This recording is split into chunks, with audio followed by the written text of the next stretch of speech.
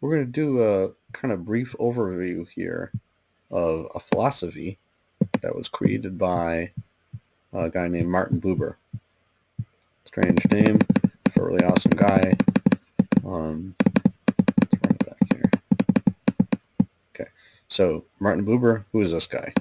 So we're talking about somebody who lived was born in Vienna in the late 1800s, grew up in Lvov, and growing up, and in his studies read Nietzsche and Kant, European philosophers, at a young age. Over his life, received many awards, and then died in 1965. And here's his idea. He says that you can have an I-it relationship where the person, that's the I, looks at the other person as a kind of it. And only some parts of I are involved. Only some parts of the person are involved because they're kind of separate and detached from each other. The it person is just a means to an end. Um, you go into a store and you just want something from the cashier. You just want them to ring up your items. That's a reasonable request, right? But you're not fully together in that moment. There's just parts of you present. So that's it. This is very different than thou, where there's full togetherness and unity. This idea of I am me because you are you. You are not you because the cashier is the cashier. No.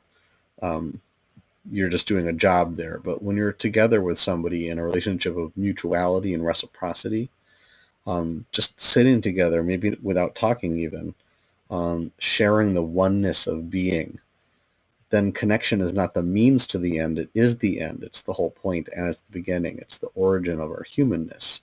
That's why the face-to-face encounter is so important. That's called I-you or I-thou.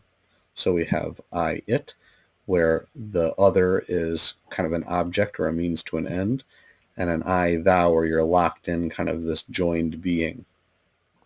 You'll notice that the symbol for I-thou is this face-to-face connection, but the symbol for I-it is a mask. It's really important to notice that.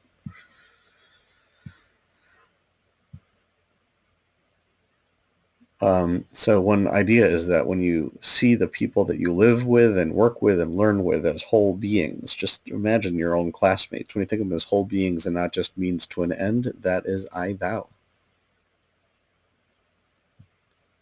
Now, what does this have to do with Egel Masecha? We'll have more time to discuss that later on, but in the meantime, the most important thing is to think about, why does God get so angry about the Egel Masecha, and what does Masecha mean? Once you can explain that, then you have a really good clue.